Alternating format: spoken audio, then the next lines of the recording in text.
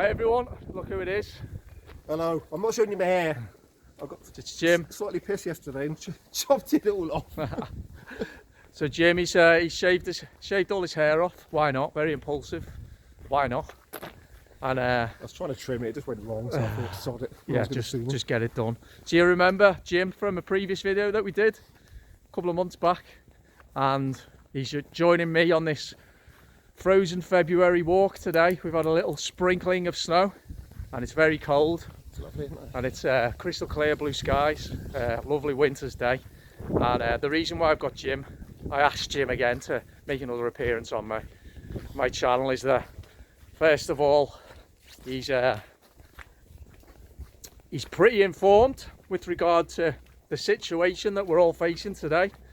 And secondly, he really does back up what he believes with his actions as well, which gives his opinions much more validity, I think, and weight. So I just wanted to, Jim, to ask you what your latest thoughts are on, let's start with the general public. Where are we at? Is there any good news at all? Or are we still frustrated and are we still annoyed with what we're seeing? I'd say, yeah, no, you're right there. Frustrated and annoyed. I feel it's slapping. The people what annoy me personally are the ones what sort of believe or don't believe in all the bullshittery that we're being told for the reasons that have gone over and over, but complying. They're the ones what are really there and yeah, relying on the likes of us, or people do stronger actions, protests or whatever, not wear a mask, and rely on those, but don't believe in the crap what's going out. So that's what frustrates me. But I do see a tide of change in people. I go shopping, I see people not wear masks, I see people asking questions, but for me it's far too slow and far too late. I think the government have got the control of the majority. That's how they wanted it, that's how they've got it, and they're now coming out like the same. Masks aren't working, you're going to have to wear a uniformed surgical mask, so another control element. I believe you were saying in America they're even looking at putting 2 to 3 masks on people. I mean, yeah, I don't know. We were saying before, weren't we, about how I think possibly you can divide people into 3 camps. The ones who are completely buying everything that they've been told by the BBC, Sky and the government. I don't know what percentage that is. I believe it's relatively small as more people are waking up now. I think it's small, but it's more. But the ones in the middle who know something's up, or who are convinced something's up. That's the majority. I'd say at least 50%. And so do I. Yeah, are still, they're looking to the next person. They're looking left, they're looking right. Okay, someone else is gonna do something to get us out of this situation. Now I see that as I'll be honest with you, I see it as selfish and cowardly, and I think that's the majority of people, or certainly a large percentage of people in this country now are following rules they don't want to follow and they know are wrong, yet still doing it. And just on that, I totally agree with that, but I think a lot of them are controlled because of their jobs, so they're complying to it. I'll tell you about someone I know works in and has to have tests, and now I'm thinking of people working in NHS and have to wear masks, or really, if they don't, is their job out there, and so they're being controlled really by a form of blackmail, aren't they? Don't follow us, you fight. So I think a lot of those, maybe 50% of people what know it's a load of bollocks, actually haven't a choice because they need to work. I don't know if it's a large majority, but I think it's definitely a group of people who do need that. I understand that point of view, completely understand it, and appreciate the difficulties. I do, but I would answer that by saying that the question in everybody's mind for me could be, okay, what can I do to show some dissent? What is there I can do to show some level of dissent? Right, okay, because people are even scared to put comments, for example, on my YouTube videos in Yeah. case their employers see. So what can they do? But the other aspect to it is, okay, it's a bit of a leap of faith to assume people are automatically going to lose their jobs, even though that is a threat. But it's the concept of, okay, you're making a sacrifice now. If you don't make that sacrifice, then what's going to happen down the track is going to be so far into your worst nightmares that you do not even want to conceive of it. And the third thing is that if nobody is prepared to make a sacrifice, then surely the result will be full-blown tyranny. And I think we're living in a period in human history where, Well, I'm with you there, and if you're that right. makes sense, just to play devil's advocate. No, yeah, and they could. I suppose someone what has to wear a mask in work, say, I don't know, they could stand up and not wear one when they don't have to go into the shops or whatever, when they're out and about, and not toe a line 100%. So they're doing their bit, so that's a point. But these people, at the end of it, a lot of people I don't think look that far down the line, and they toe the line just because it's the easiest option. Yeah. But at the end of it, when we actually find out what the end game is, whether it is this reset or whether it is, It's got on this side. I don't know, communism being forced on us, whatever it is, they're going to have to live with the consequence. But what they should be looking at, especially if they've got children, is the consequences on the children and the family life, because that's what you should be standing up for, even if it's not for yourself. I think it's for the next generation, because we're just inbreeding, I don't know, a generation and what are going to really suffer with either PTSD or depression, bouts of it. It's bad enough as it is, let alone enforcing this, and parents aren't doing their bit. Yeah. They've got to question themselves, but that's, I can't question everybody's own motives and thoughts. If they honestly believe in it, then come to the discussion and tell us why. If you're not scratching at simple truths, figures, it's not a blame game. It's just looking at it objectively. Yeah, very diplomatic there, Jim, and clearly there is. I for one second wouldn't want anyone to think that there isn't any challenge and difficulty in making sacrifices that need to be made. But what I keep saying is, this is life and death itself. This is the future of our children. I mean, I don't have children myself, but Sarah's, you've got 3 kids. A lot of my friends have children as well. But this is their future, and I guess the central kind of like tenet to this debate is, what do people want for the future? What do people want for the next generation? Do they want to prioritise security? And if they do, I think they need to have a really, really serious think about what that looks like. What does a secure world look like? Is it one of hyper surveillance and no freedoms and lack of choice? Or do they want to prioritise freedom so that their children have the right to go to school, to see their friends, to interact and to explore the world, just like generations before have had?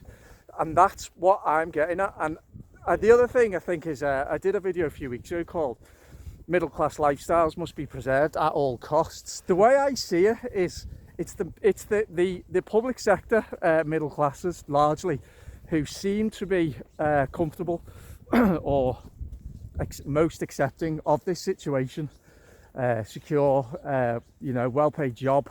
They don't want to lose it, do they? They don't want to lose it. Now, but this is what I keep coming back to, is sacrifice, because at the same time, what about everything that's being lost? Not only for them, but for the whole country as well. And it's this acknowledgement as well that a healthy society has some level of awareness of what is going on, out there.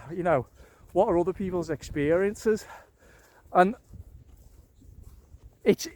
I guess what I'm saying is it a conundrum for people, or are too many people just absolving themselves of any responsibility to even get involved in the debate?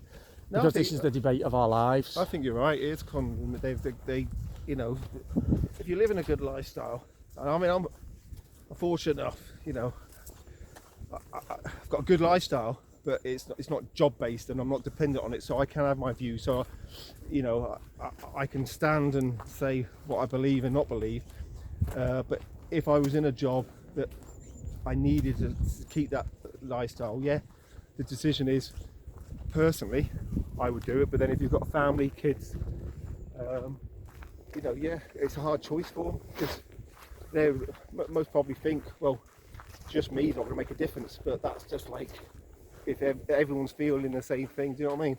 So they're not going to make one difference by themselves, so everyone is towing the line, but I think that's the control thing, isn't it, of the government?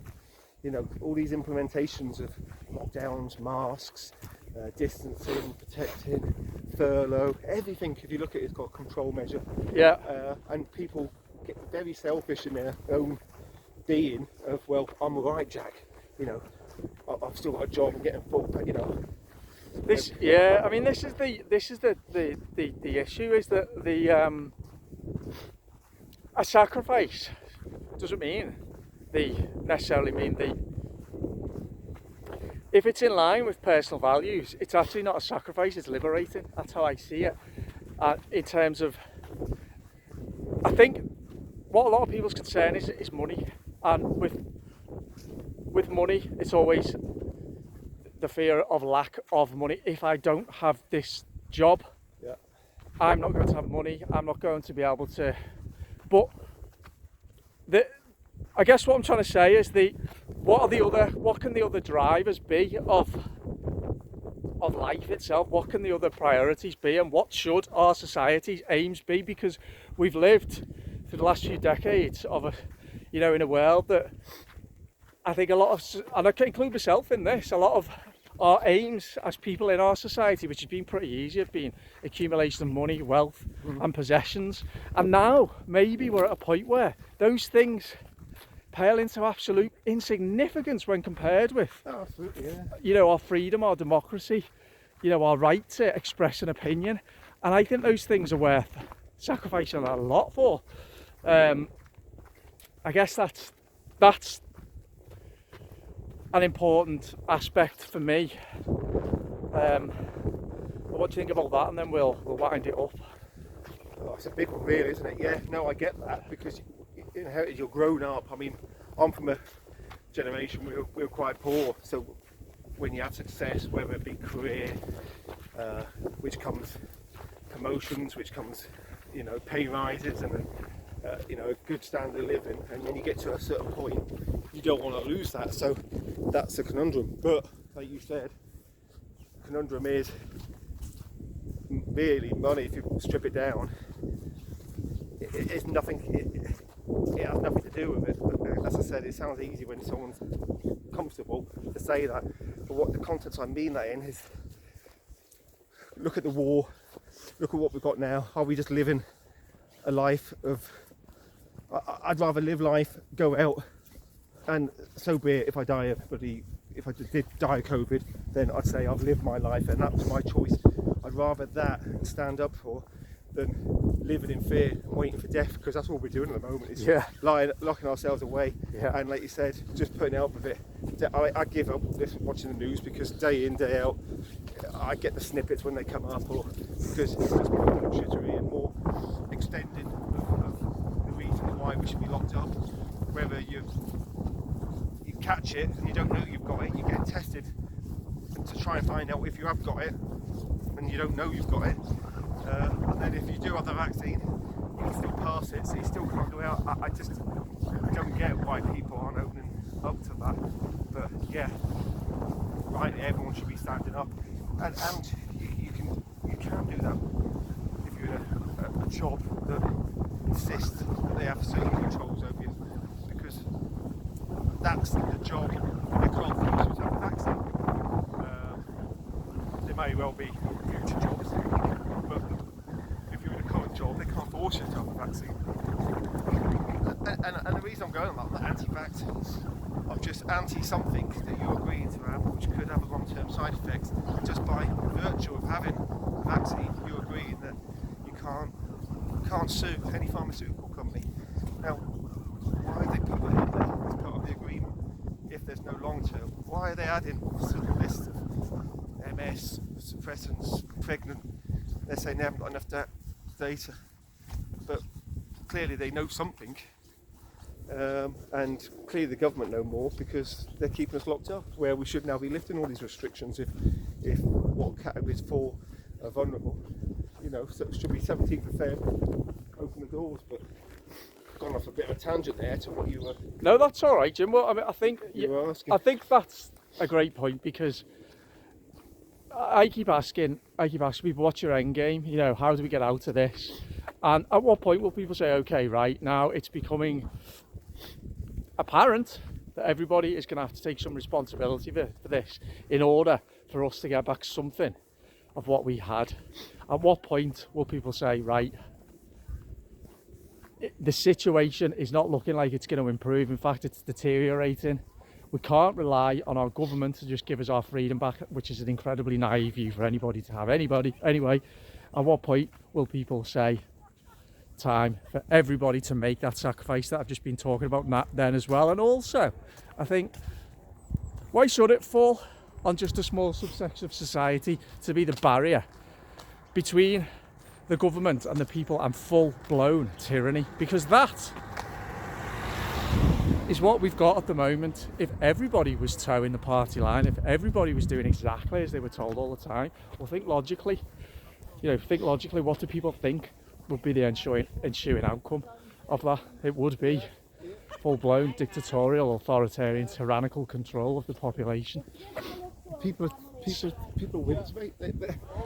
They may well think, yeah, this is bollocks, but they're too soft in their views and strong. It's because they haven't gone through something hard enough in their life, I think, yeah, to get perspective and get a grip of what they need to do. So toe the line, do what they're told. This will all pass and we go back to normal. Whatever that everyone, I can't even say it, the new normal, that's crap. But go back to it, and that's what they're towing it for, because they think there will be an end game to it. But the countries that have just said fuck you and led by people that basically say the same, sort of the language on your channel. No, it's all right. No problem at all. You know, I look at Brazil, so same figures of death for us, but they're living life. They're partying, they're going out, they're going on holidays in their own country. They're living it exactly how they should be, because they've got a leader what again believes in it, but says it shouldn't be putting a stop to life. Yeah, people are dying. Yeah, you know, he sacked 2 ministers for it. But you got to look. Just look on YouTube and look how they're living. They're living life how it should be, and that's because of a leader standing it up. And the only way we could change that is if people stood up. But you know, that's where I think we'll never get that now. We're too far down that rabbit hole to get back up, because they've got the control of us. Where I think 50%, yeah, maybe agree with us, but they tow it because it's the easiest thing, and they haven't got strength to stand up against it. Okay, great stuff, thanks Jim. And just for anybody who's reviewing this video at YouTube headquarters, if that's what they do, then we just want to say again that this channel is all about stimulating debate and to view society through many different lenses rather than just one lens. That is the media seem to be doing at the moment. So we're merely stimulating debate, having a discussion, discussing the pros and cons, and trying to find out what our response in the last year says about our society. We're not contradicting any official advice whatsoever, and we just want to have a debate, that's all. So there we go. Jim, thanks again for your valued contributions, really appreciate it. And yeah, we'll speak to you soon. Let us know any comments that you have with regard to what Jim's talked about today, and yeah, speak to you soon, my mate.